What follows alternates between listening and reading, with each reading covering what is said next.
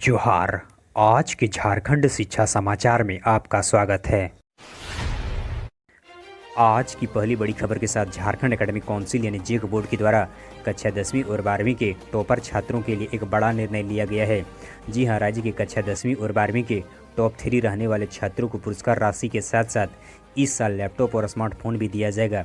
राज्य सरकार के द्वारा जेक बोर्ड के साथ साथ सीबीएसई और आईसीएसई बोर्ड के टॉप 3 छात्रों को भी यह दिया जाएगा। बताते चलेंगे, राज्य के स्कूली शिक्षा व साक्षरता विभाग के द्वारा इसकी तैयारी पूरी कर लिया गया है। अब इसे सीएम के स्वीकृति के लिए भेजा गया है। सीएम से स्वीकृति मिलने के बाद इसे कैबिनेट में पेश किया जाएगा।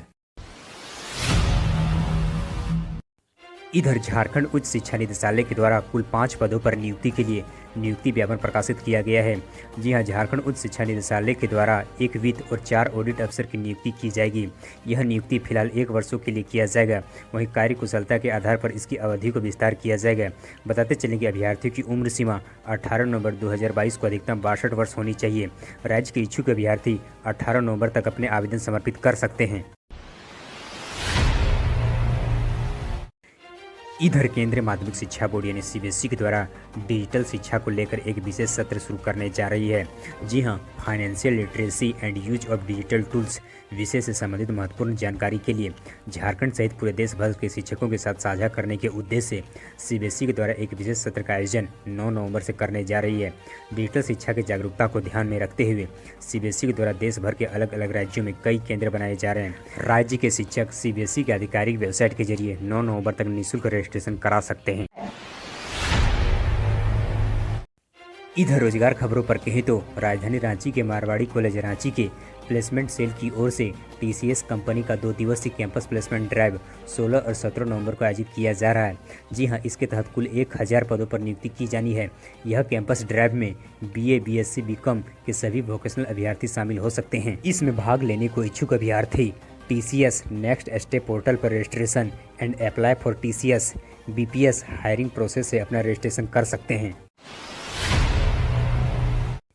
इधर झारखंड संयुक्त प्रवेश प्रतियोगिता परीक्षा परिषद के द्वारा नामांकित होने वाले राज्य के कुल 16 इंजीनियरिंग कॉलेजों में से 2 चरण की काउंसलिंग होने के बाद भी अब तक कुल मिलाकर 4898 में से 1834 सीटें अभी रिक्त रह गई है।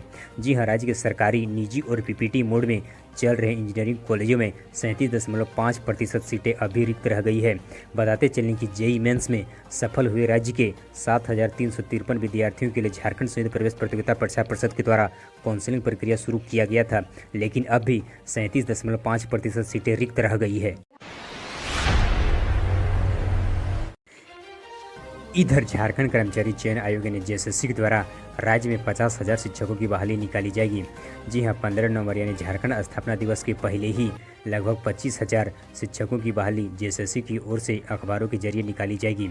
साथ ही 2 शिक्षक पात्रता परीक्षा का आयोजन कर उसमें सफल रहने वाले को करीब 24,000 पदों के लिए बहाली निकाली जाएगी।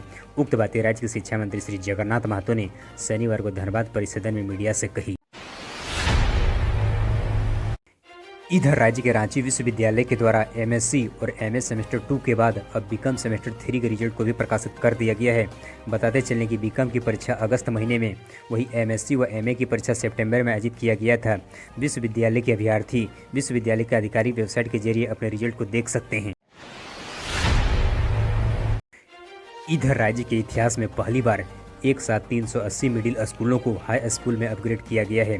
जी हां, शनिवार को शिक्षा मंत्री ने उक्त स्कूलों को अपग्रेड करने के प्रस्ताव पर अपनी स्वीकृति प्रदान कर दिया है। इधर जानकारों का कहना है कि विभाग अगले सप्ताह से इस संबंध में अधिसूचना भी जारी किया जाएगा।